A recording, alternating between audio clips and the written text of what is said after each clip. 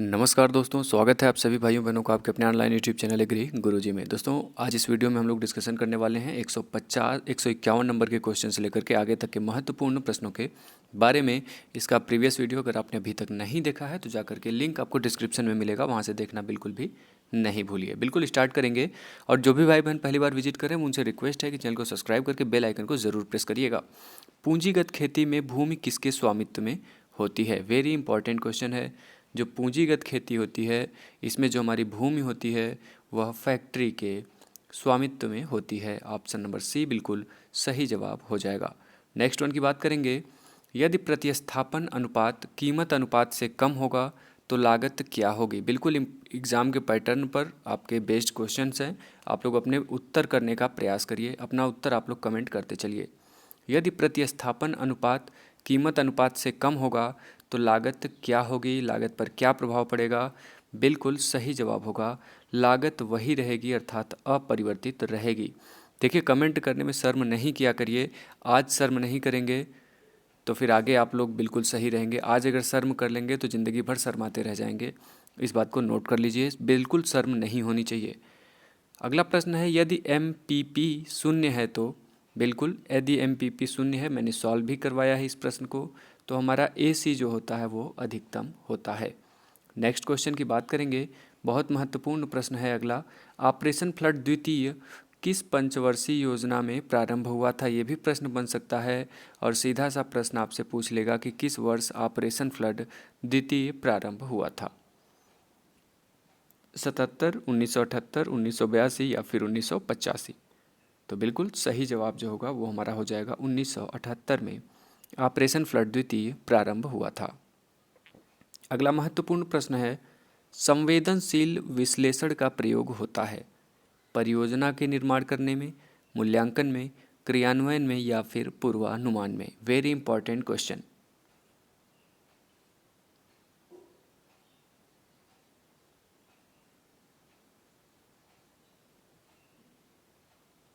बिल्कुल सही जवाब जो होगा वो हो जाएगा परियोजना के निर्माण में संवेदनशील विश्लेषण का प्रयोग किया जाता है। नेक्स्ट वन की बात करेंगे, इटावा अग्रगामी परियोजना के संचालनकर्ता कौन थे? Very important question. Mahatma Gandhi, FL Brayne, mister Albert Meyer, mister FH Nicholson? जो इटावा अग्रगामी योजना थी, एग्जाम में भी आपके आया हुआ प्रश्न है ये, तो बिल्कुल Albert Mayer, mister Albert Mayer right answer हो जाएंगे इटावा अग्रगामी परियोजना के संचालनकर्ता। नेक्स्ट क्वेश्चन है, प्याज में पीला रंग किसके कारण होता है? तो प्याज का जो पीला रंग होता है, मैंने आपको कई बार बताया है, वह हमारा क्वेरसेटीन के कारण होता है। ऑप्शन नंबर बी बिल्कुल सही जवाब हो जाएगा। नेक्स्ट क्वेश्चन की बात करेंगे, कौन सा बीज आनुवांशिकता की दृष्टि से अधिक शुद्धतापूर्ण होता है? आधार बीज, न्यूक्लियस बीज, प्रमाणित बीज या फिर जनक बीज? Very important question. सही जवाब हो जाएगा न्यूक्लियस बीज जो होता है यह हमारा आनुवांशिकता की दृष्टि से अधिक शुद्धतापूर्ण होता है। Next question, muriate of potash का अच्छा प्रभाव पड़ता है क्षारीय भूमि में, लवणीय भूमि में, उदासीन भूमि में या फिर अम्लीय भूमि में? तो बिल्कुल सही जवाब जो होगा वो हो जाएगा उदासीन भूमि में। आपको मैंने बताया था pH वैल्यू 7 रहेगी तो न्यूट्रल रहेगा, उदासीन रहेगा। 7 से कम पे अम्लीय हो जाएगा अर्थात एसिडिक हो जाएगा। 7 से अधिक पर क्या होगा? तो बेस हो जाएगा अर्थात क्षारीय हो जाएगा। नेक्स्ट क्वेश्चन वेरी इंपॉर्टेंट, मृदा वायु में ऑक्सीजन कितनी मात्रा में पाई जाती है? Very very important question.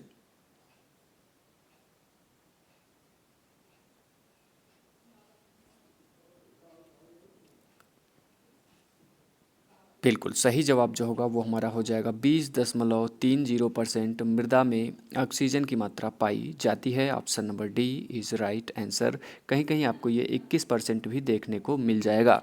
बात करेंगे एक्यूरेट वैल्यू की तो 20.30% ही होता है। अगला महत्वपूर्ण प्रश्न, लाल सड़न बीमारी किसके कारण होती है? जो हमारा red rot of sugar cane होता है किसके कारण होती है? तो कोलेटोट्राइकम फाल्केटम आपको पता होगा। और यह किस फसल से संबंधित है? तो यह गन्ने से संबंधित है। लाल सड़न रोग ऑप्शन नंबर ए बिल्कुल सही जवाब हो जाएगा। किससे संबंधित है? तो गन्ने से संबंधित है। किसके कारण होता है? तो कोलेटोट्राइकम फाल्केटम के कारण होता है। बात करेंगे अगले महत्वपूर्ण प्रश्न की, अंधी गुड़ाई किस फसल में की जाती है? Very important question. जो हमारी अंधी गुड़ाई होती है यह कपास में की जाती है, गन्ने में की जाती है, मक्के में की जाती है या फिर सरसों में किया जाता है। बिल्कुल सही जवाब होगा sugar cane. Option number B is right answer. Next question, soybean की खेती भारत में सबसे अधिक क्षेत्रफल पर की जाती है, कहाँ पर? उत्तर प्रदेश में, हरियाणा में, मध्य प्रदेश में या फिर पंजाब में? बिल्कुल सही जवाब हो जाएगा मध्य प्रदेश में। सोयाबीन की खेती भारत में सबसे अधिक क्षेत्रफल पर की जाती है। अगला महत्वपूर्ण प्रश्न है, निम्न मृदाओं में से किस समूह का क्षेत्रफल भारत में सर्वाधिक है? Very important question. बिल्कुल सही जवाब हो जाएगा जलोढ़ मृदा। Option number B is right answer.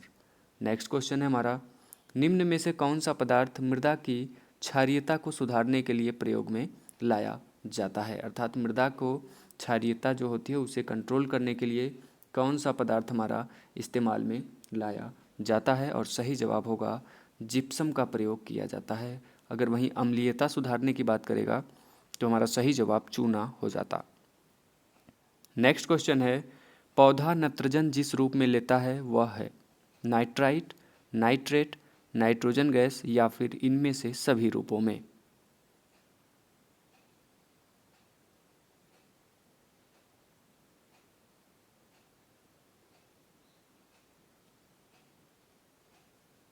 बिल्कुल सही जवाब हो जाएगा नाइट्रेट के रूप में नत्रजन को ग्रहण करता है। अगला महत्वपूर्ण प्रश्न, चूने का प्रयोग किस प्रकार की भूमि के सुधार के लिए किया जाता है? मैंने आपको बताया कि हमेशा अम्लीय भूमि के सुधार के लिए चूने का प्रयोग किया जाता है।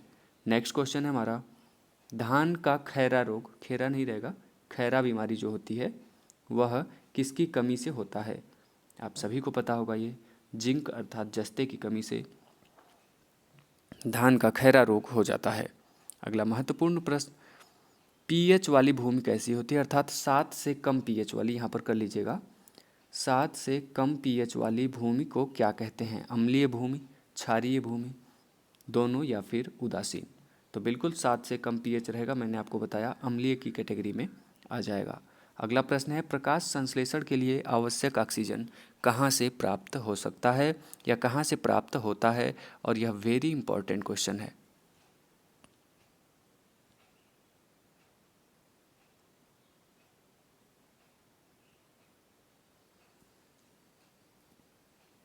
बिल्कुल सही जवाब जो होगा वो हो जाएगा पानी से।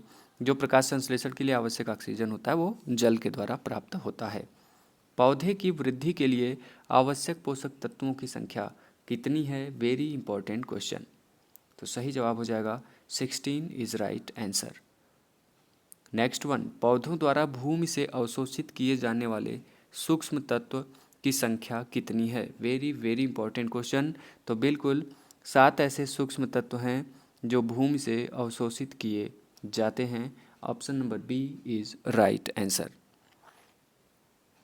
नेक्स्ट क्वेश्चन, निम्न में से कौन सा जीवांश खाद है? डीएपी तो हमारा रासायनिक खाद हो जाएगा, अमोनियम सल्फेट जो है यह भी रासायनिक खाद के रूप में हो जाएगा। अगर वहीं बात करेंगे नीम की खली तो यह हमारी जीवांश खाद की कैटेगरी में आएगी। नेक्स्ट क्वेश्चन की बात करेंगे, काली मृदा का क्षेत्रफल सर्वाधिक कहाँ है? बिल्कुल सही जवाब हो जाएगा मध्य प्रदेश। नेक्स्ट क्वेश्चन, गन्ने का उत्पत्ति स्थान कहाँ माना जाता है?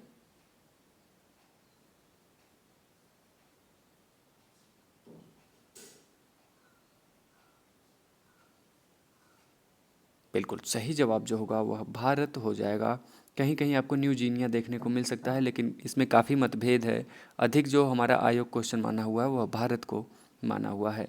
नेक्स्ट क्वेश्चन, पायरिला कीट जिस फसल को क्षति पहुंचाता है वह कौन सी है? सरसों, चना, गन्ना या फिर आलू? बिल्कुल सही जवाब हो जाएगा गन्ना। पायरिला कीट जो होता है यह गन्ने को क्षति पहुंचाता है। Next question, very important question, किस फसल के बीज में कठोर बीज सुप्तावस्था नहीं होती है? अलसी में, उड़द में, जई में या फिर मूंग में? बिल्कुल सही जवाब हो जाएगा जई में। अगला महत्वपूर्ण प्रश्न, गेहूं की खड़ी फसल में चौड़ी पत्ती वाले खरपतवारों को नष्ट करने वाला सर्वाधिक प्रभावशाली खरपतवारनाशी कौन सा है? MCPA, आइसोप्रोटोरान, 2,4-D या फिर इनमें से कोई नहीं। तो बिल्कुल सही जवाब हो जाएगा 2,4-D। मैंने कई बार बताया कि यह हर्बिसाइड के रूप में और हार्मोन के रूप में भी इसका इस्तेमाल किया जाता है 2,4-D का। नेक्स्ट क्वेश्चन, तंबाकू की गुणवत्ता बढ़ाने के लिए तंबाकू के शीर्ष की तुड़ाई की जानी चाहिए किस स्टेज पर? पुष्पन की अवस्था में, प्रारंभिक वृद्धि की अवस्था में, फल आने की अवस्था में या फिर उपयुक्त सभी परिस्थितियों में? और सही जवाब हो जाएगा पुष्पन की अवस्था में। Option number A is right answer. Next question, गेहूं में गेरुआ जिसे हम लोग ब्राउन रस्ट बोलते हैं किसके कारण होता है? इंपॉर्टेंट क्वेश्चन है और सही जवाब होगा पक्सिनिया रिकांडिटा ट्रीटिसाई के द्वारा गेहूं में गेरुआ अर्थात ब्राउन रस्ट हो जाता है। Option number A. तो कैसा लगा सेशन कमेंट करके बताइएगा, और जो भी लोग पहली बार विजिट कर रहे हैं चैनल को सब्सक्राइब करके बेल आइकन को ज़रूर प्रेस करिएगा। बाद में कमेंट करने से कोई फ़ायदा नहीं होता है कि नोटिफिकेशन नहीं पहुंचता है। बेल आइकन को प्रेस करेंगे नोटिफिकेशन पहुंचेगा। चलिए मिलते हैं नेक्स्ट सेशन के साथ, तब तक हंसते रहिए, मुस्कुराते रहिए, पढ़ते रहिए एग्री गुरुजी।